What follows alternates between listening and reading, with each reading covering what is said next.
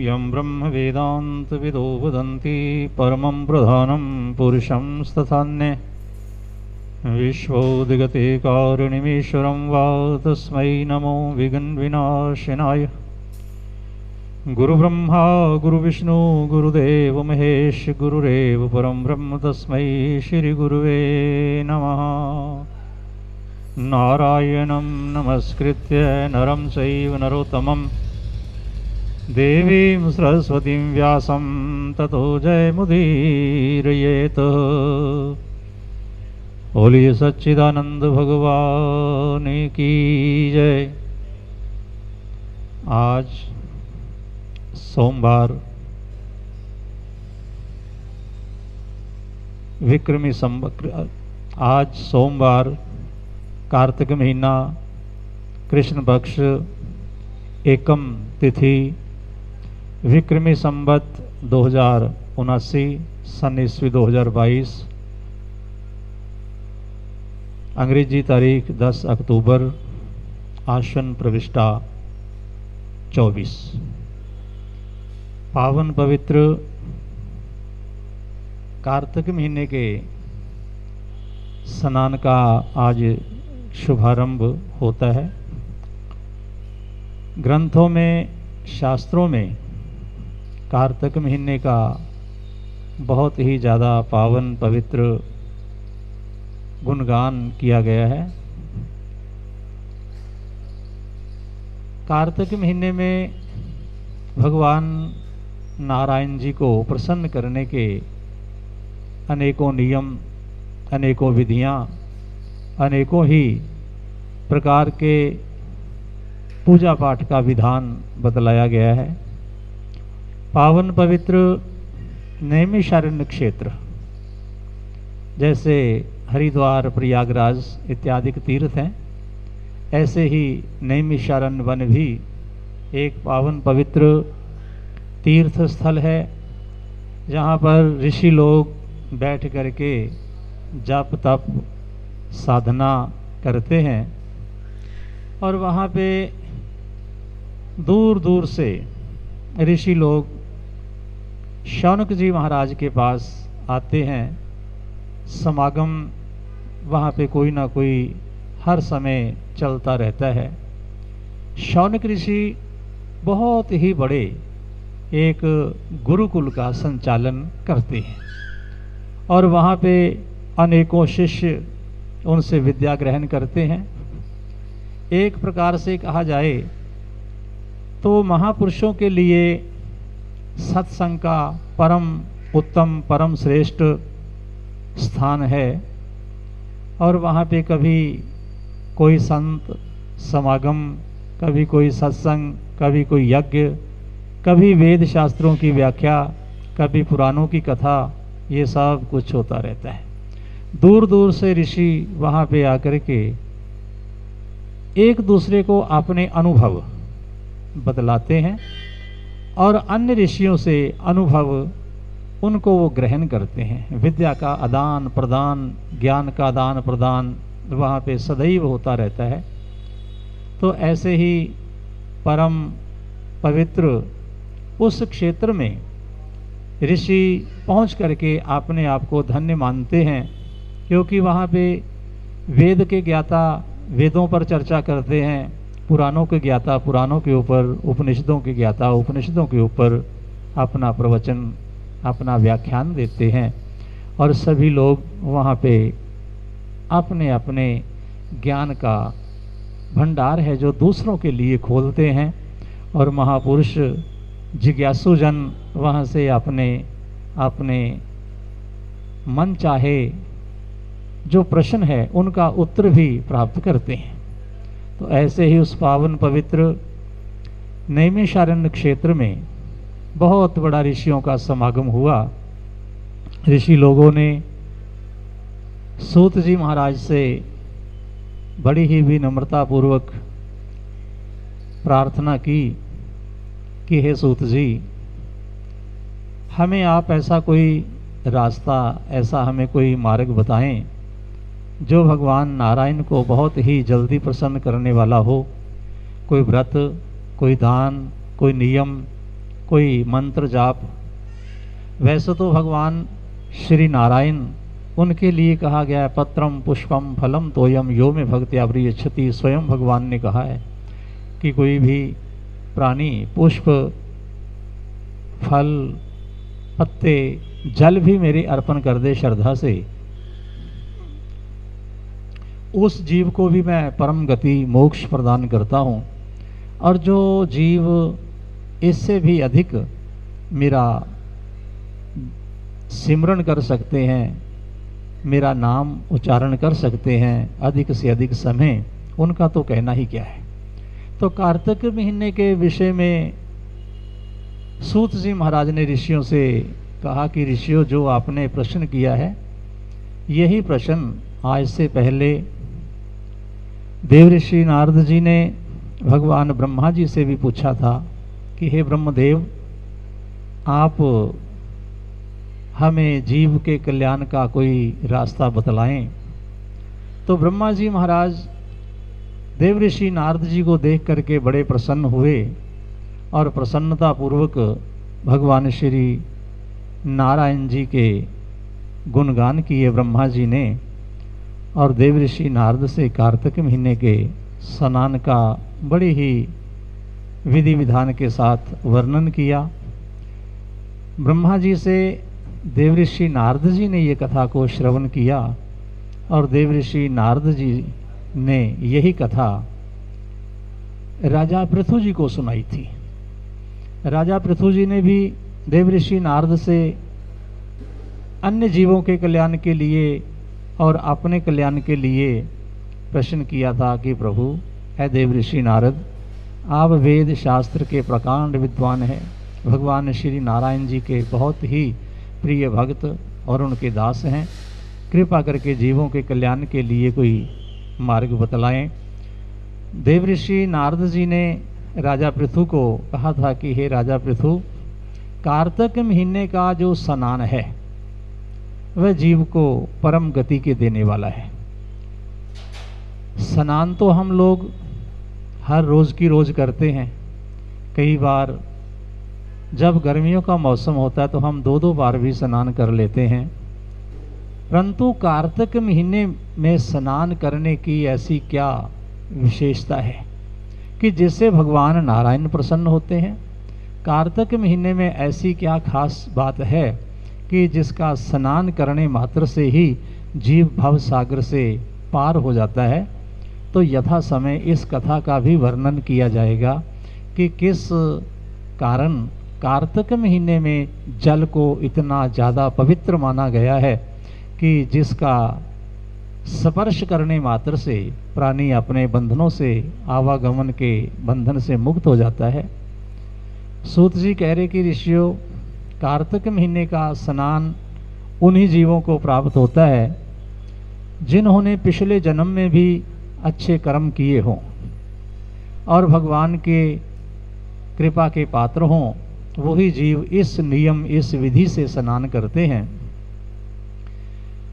इस कार्तिक महीने को भगवान श्री नारायण जी ने अति पावन पवित्र मान करके जीवों के कल्याण का रास्ता प्रशस्त किया है।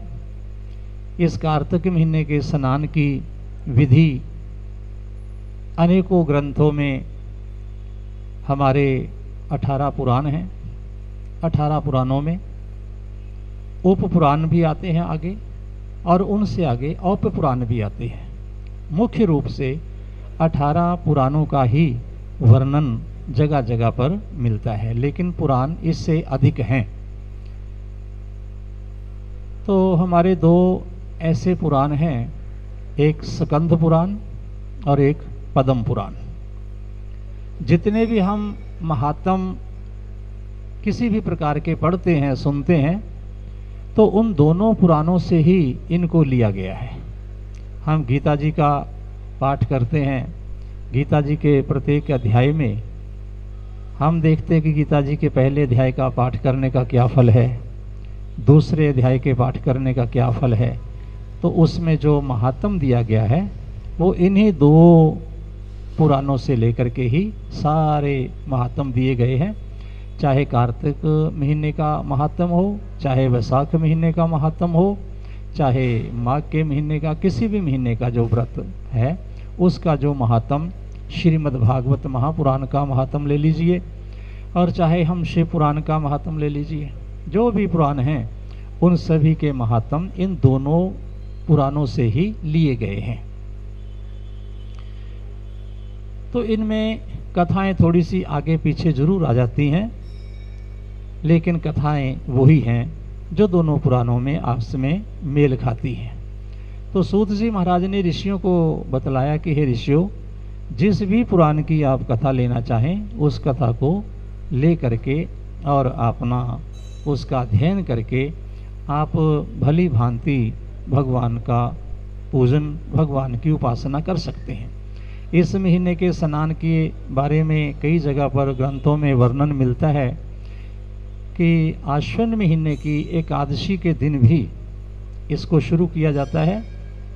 5 दिन जो कथा होती है उसमें सिर्फ इसका विधि विधान ही सुनाया जाता है, और उसके बाद शरद पूर्णिमा से लेकर के कार्तिक पूर्णिमा तक इस कार्तिक महीने के स्नान का विधान भी है। संक्रांति से लेकर के संक्रांति तक का भी विधान कार्तिक महीने के स्नान का ग्रंथों में मिलता है। परंतु यहाँ पे जो हम कार्तिक महीने की कथा का वर्णन कर रहे हैं, तो ये पूर्णमासी से लेकर के पूर्णमासी तक जो विधान है, कौन सी तिथि को कौन सा कार्य करना चाहिए, हम उसी के अनुसार ये सारा प्रसंग वर्णन कर रहे हैं। तो कार्तिक महीने के लिए सर्वप्रथम देवऋषि नारद जी ने राजा पृथु से कहा कि हे राजन, सर्वप्रथम प्रातःकाल जीव उठ करके प्रातःकाल सबसे पहले पृथ्वी माता का वंदन ये करना अनिवार्य है। पृथ्वी के ऊपर अपना पांव रखने से पहले पृथ्वी को प्रणाम करना और भगवान का सिमरन करते हुए उठना चाहिए। उसके उपरांत गुरु चरणों में भगवान का नाम लेते हुए वंदन करना चाहिए। तदुपरांत शौच आदि से निवृत्त होकर के स्नान के लिए स्वच्छ सुंदर जगह उसका चयन करना चाहिए। इसके लिए कोई दरिया, कोई नदी, कोई सरोवर, कोई कुआं, कोई बावली, यथास्थान जैसा भी सुविधा हो, क्योंकि पुरातन समय में नदियों के ऊपर, दरिया के ऊपर, किसी तालाब कुएं के ऊपर सभी लोग जाकर के स्नान किया करते थे। लेकिन समय जैसे जैसे बदलता गया वैसे वैसे जो स्नान के स्थान हैं, जगह है, वो भी बदलती रही।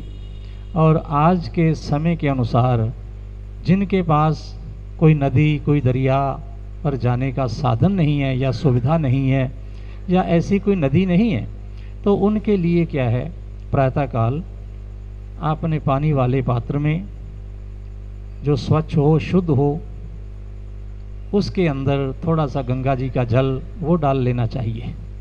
2 बूंद गंगा जी का जल डाल करके सभी तीर्थों का आवाहन करना चाहिए। आवाहन का मतलब होता है बुलाना। तो तीर्थों का आवाहन करते हुए, तीर्थों को बुलाते हुए ये प्रार्थना करनी चाहिए कि गंगे च यमुने चैव गोदावरी सरस्वती नर्मदे सिंधु कावेरी जलेस्मिन् सन्निधम कुरु, कि हे माँ सरस्वती, हे माँ गंगा, हे भगवती जमुना, गोदावरी, कावेरी, जितने भी तीर्थों का हमें नाम याद हो, उन तीर्थों का ध्यान करते हुए ऐसा मन में विचार करना चाहिए, ऐसी भावना रखनी चाहिए कि ये सारे के सारे तीर्थ यहाँ पे इस पानी वाले पात्र में समा रहे हैं जिसे हमने स्नान करना है। ऐसी भावना करने से वो जो जल है वो साधारण जल नहीं रह जाता, वो पावन पवित्र, अति पवित्र वो जल हो जाता है भगवान का नाम लेने से। स्नान करते हुए ओम नमो भगवते वासुदेवाय, नमो नारायणाय, ऋषिकेशाय नमः, गोविंदाय नमः, माधवाय नमः, अच्युताय नमः जिस भी नाम का आप उच्चारण करते हो उस नाम का उच्चारण करते हुए और अपना स्नान ये करना चाहिए। स्नान करने के बाद इस महीने में जल लेकर के हाथ में देवताओं के लिए जल दान करना चाहिए। पितरों के निमित्त जल है वो दान करना चाहिए, चोली छोड़नी चाहिए। ऋषियों का नाम लेकर के ऋषियों के निमित्त जो जल है उसका दान करना चाहिए। स्नान के उपरांत स्वच्छ सुंदर शुद्ध वस्त्र धारण करके और भगवान का सिमरण करते हुए भगवान श्री नारायण जी के मंदिर में या अन्य किसी भी मंदिर में जहाँ पे भगवान नारायण जी की मूर्ति प्रतिष्ठित हो, विराजमान हो, वहाँ पे या अपने ही घर में जो आपने पूजा स्थल बनाया हुआ है, जिसको हम लोग पूजा रूम भी कह देते हैं आजकल, जो पूजा वाली जगह है वहाँ पे बैठ करके भगवान का पूजन करना चाहिए। पूजन की सामग्री पुष्प, धूप, दीप, चंदन, ऋतुफल, इन सब चीज़ों से भगवान का नित्य प्रति पूजन करना चाहिए। और पूजन करते हुए और कोई भी अगर मंत्र नहीं आता तो ओम नमो भगवते वासुदेवाय इस मंत्र का जाप करते हुए आप भगवान शालग्राम जी की मूर्ति के ऊपर ये सभी वस्तुएं अर्पण कर सकते हैं। तुलसी का पत्ता, तुलसी दल इसमें विशेष रूप से लेना चाहिए।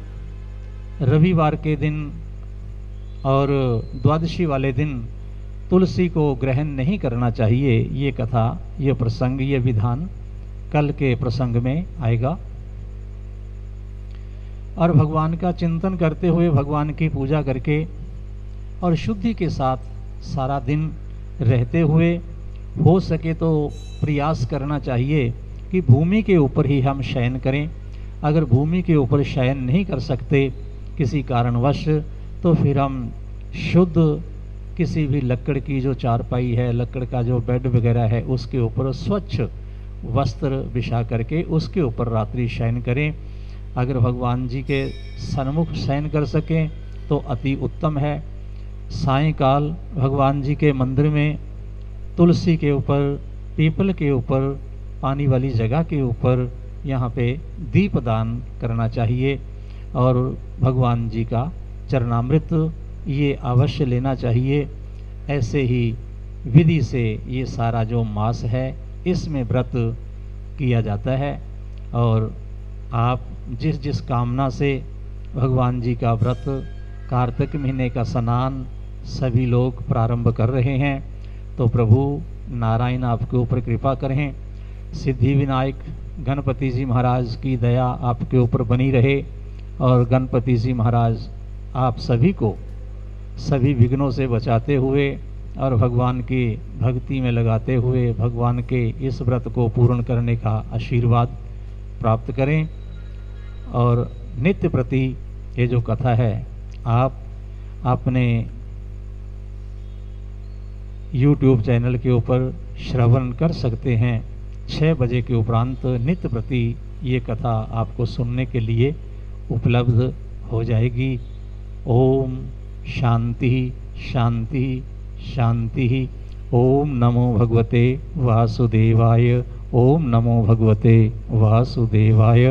बोलो सच्चिदानंद भगवान की जय।